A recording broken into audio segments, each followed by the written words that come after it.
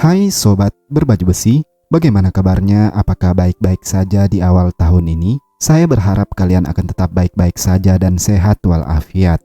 Dan pada kesempatan kali ini, kami akan menceritakan film inspiratif dari seorang guru yang harus membimbing anak-anak bangsa Palestina di bawah tekanan penjajahan Zionis. Film ini mengandung banyak pesan tentang kemanusiaan yang seharusnya menjadi perilaku kita sebagai manusia yang berwelas asih. Like jika kalian suka, dan mari berdiskusi di kolom komentar tentang film ini, maupun requestan film dari sobat semua untuk kita bahas di konten selanjutnya. Baiklah, tanpa berlama-lama lagi, mari kita masuk ke alur ceritanya.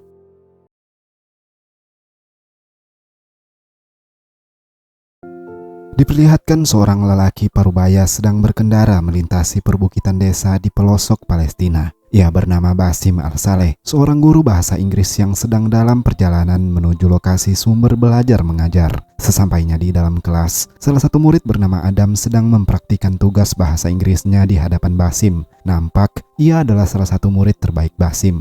Usai dari situ, diperlihatkan juga Yakub sepupu Adam yang nampak kurang baik nilai akademisnya, sebab ia kurang fokus untuk belajar. Tidak berselang lama, seorang sukarelawan bernama Lisa Collin bertemu Basim. Ia adalah wanita Inggris yang bekerja di bawah naungan PBB di Palestina. Lisa sedang mencari Yakub karena suatu hal terkait pelajaran. Selang beberapa saat ketika jam pulang, nampak Lisa tidak bertemu Yakub karena Yakub pasti sedang menghindarinya. Untuk itu, Kasim menawarkan tumpangan untuk pergi bersamanya ke desa Burin, sebab di sanalah ia, Adam dan Yakub tinggal. Di perjalanan menuju desa, mereka mendengar siaran radio tentang anak seorang pengacara terkenal berdarah Israel Amerika yang telah diculik beberapa tahun lalu, dan kini nampak ada kepastian hidup. Anak mereka bernama Nathaniel yang menjadi tentara IDF Israel, diculik oleh gerilyawan Palestina dan pasukan Israel masih terus mencarinya. Seorang pengacara itu bernama Simon. Simon sedang jumpa pers terkait keberadaan anaknya yang masih hidup.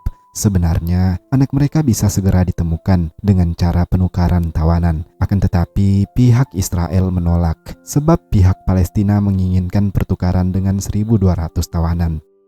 Beberapa saat kemudian, diperlihatkan Adam dan Yakub sedang bersitegang dengan prajurit Israel karena rumah mereka ingin dihancurkan. Beruntung Basim segera tiba dan menahan Yakub yang hampir saja ditembaki oleh tentara. Alhasil, mereka pasrah dengan kediaman mereka yang kini hancur. Tersisa puing-puing, mereka memanfaatkan apa saja yang masih bisa digunakan, termasuk teropong dan beberapa buku-buku bacaan Adam. Keesokan harinya, Lisa kembali datang sebab kemarin tidak mungkin untuk membantu psikologi Yakub tentang akademisnya. Hari ini, Lisa kembali datang dan mencoba menjelaskan tentang ia yang ingin membantu Yakub. Di sini rupanya terungkap jika Yakub pernah dipenjara sewaktu umur 15 tahun. Sedang ingin menceramahi Yakub, mereka dikejutkan dengan pemukim Israel yang entah tujuannya apa sedang membakar pohon zaitun mereka. Yakub segera berlari untuk beradu. Akan tetapi, ia harus tewas karena pemukim Israel yang sudah menyiapkan senjata. Dan semua orang bersedih sebab Yakub yang tak dapat tertolong.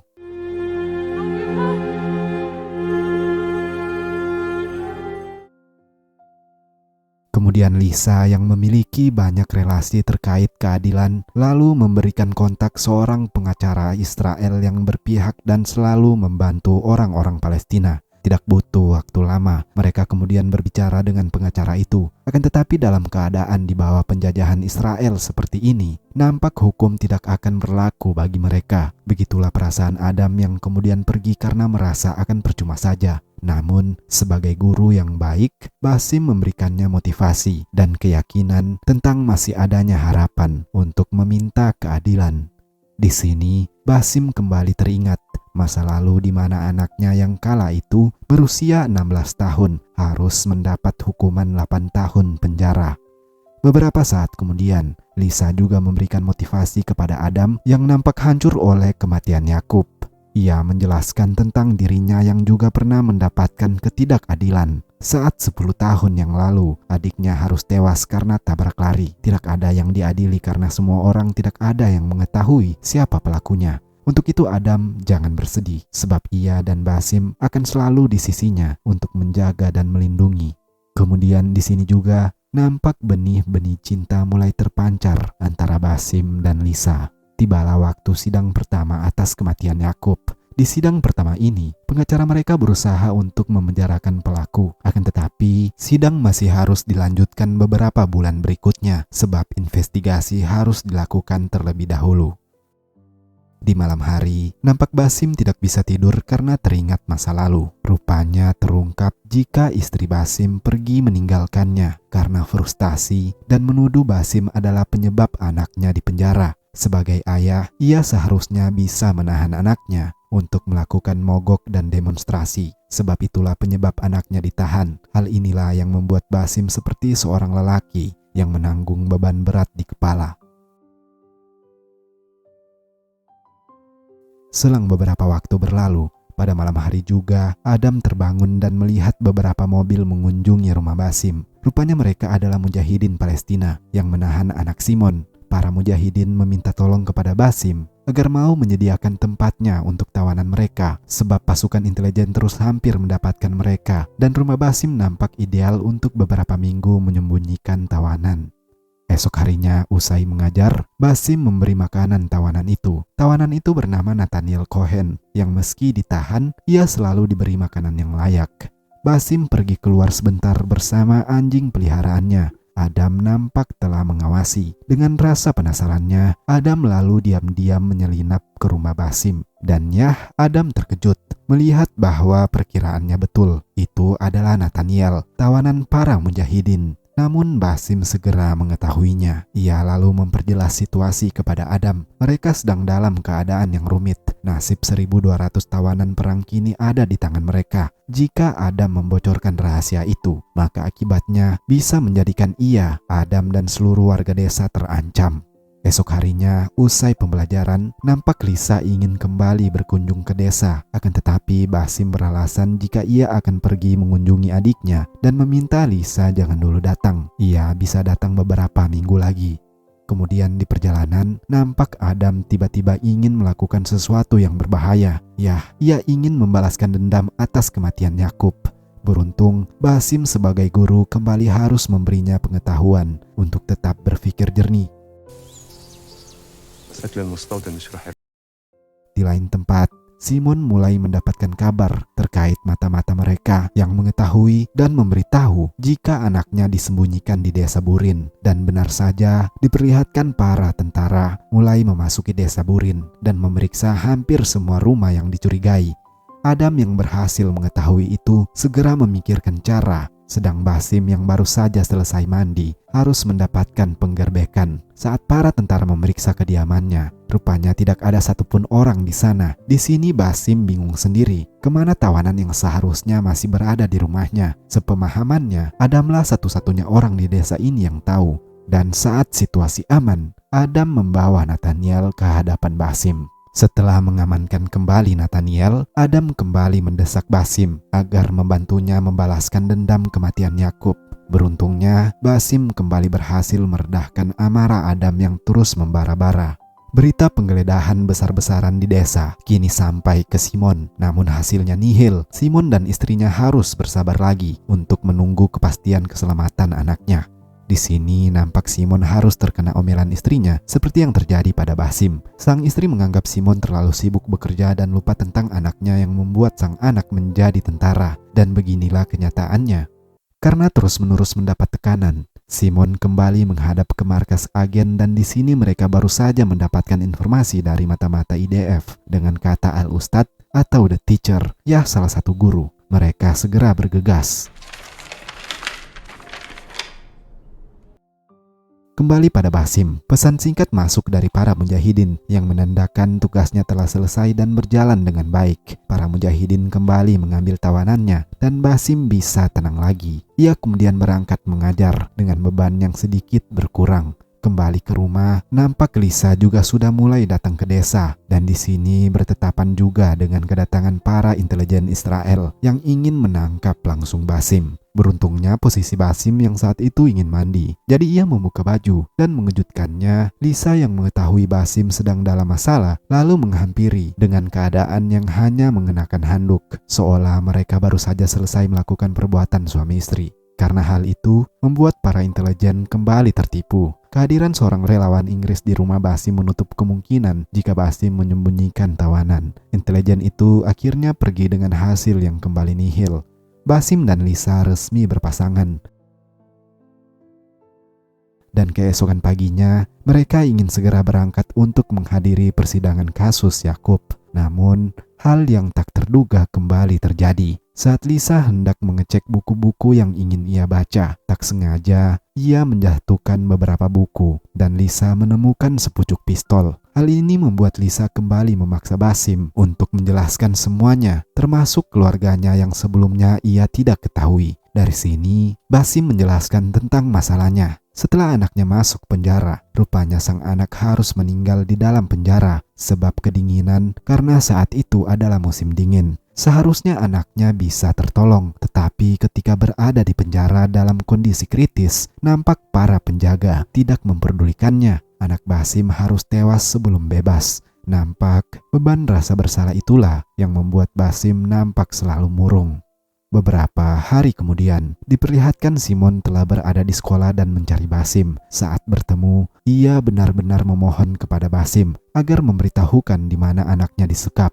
Akan tetapi, Basim menolak memberitahu dan memastikan ia sama sekali tidak terlibat atas masalah ini. Nampak Simon yang terus mendesak tak mendapatkan apa-apa lagi dari Basim. Namun Basim memberikan penjelasan bahwa anaknya masih hidup. Saat ditanya dari mana Basim tahu, Basim menjelaskan bahwa Simon adalah orang yang berpengaruh dan anaknya sangat berharga dan layak ditukar dengan ribuan tahanan. Hal ini memperjelas bahwa Simon harus berusaha melobi pihak Israel agar mau melakukan pertukaran tawanan.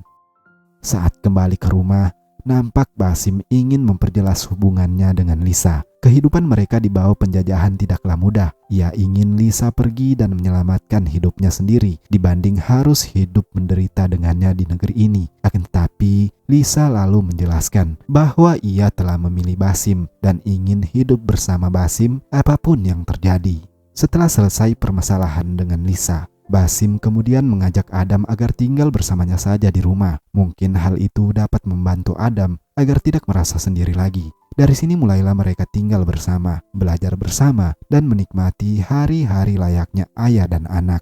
Kadang kedatangan Lisa sesekali juga menjadikan Basim seolah mendapatkan keluarga lengkapnya lagi. Kebahagiaan juga mulai terlihat di keluarga Simon. Ya, setelah perjuangan panjang, akhirnya pihak Israel bersedia melepaskan 1.000 lebih tawanan untuk ditukar dengan Nathaniel. Akhirnya persidangan akhir kasus Yakub dimulai. Di persidangan, hakim memutuskan bahwa pemukim Israel itu tidak bersalah dan bebas dari tuduhan karena kurangnya barang bukti. Meski padahal sudah sangat jelas, Adam yang mengetahui mereka seolah hanya dipermainkan saja, mulai putus harapan. Tidak ada keadilan bagi mereka bangsa yang terjajah. Melihat kondisi Adam yang kembali hancur, bahkan lebih parah, Basim dan Lisa kembali menenangkan Adam. Ia dan Lisa kemudian akan pergi dan mengajak Adam menghibur diri. Namun, Adam menolak pergi. Rupanya api balas dendam di kepala Adam sudah berada di ambang batas setelah ia melihat keberhasilan pertukaran tawanan di TV. Yah, mereka semua mendapatkan keluarganya, sedang ia tidak ada keadilan sedikit pun. Adam memutuskan untuk mengadili pembunuh Yakub. Adam menggunakan pisau setelah ia tidak menemukan di mana Basim menyembunyikan pistolnya.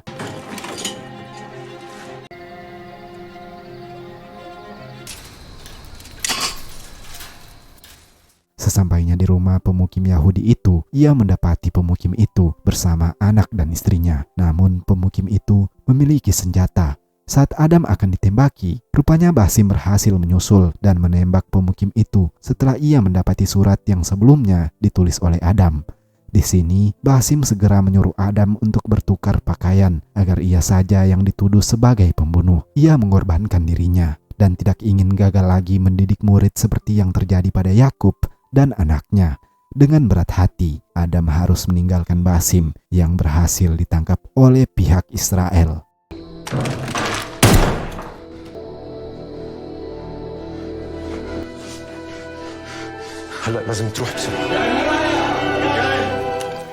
Waktu demi waktu berlalu. Kini Adam berhasil menyelesaikan studinya, bahkan menjadi salah satu anak dengan prestasi yang membanggakan. Adam dan keluarganya termasuk Lisa pun senang. Adam lalu mengirimkan foto kelulusannya kepada Basim yang kini berada di sel tahanan Israel. Basim tersenyum melihat anak muridnya yang kini berhasil. Lalu di akhir film, kita melihat Adam yang kini nampak mulai seperti Basim yang selalu berpikir sambil menghisap rokoknya. Entah apa yang direncanakan Adam. Apakah ia menjadi orang bijak dan bekerja seperti guru layaknya Basim, atau menjadi tokoh intelek yang terus berjuang demi kebebasan Palestina? Dan film pun selesai.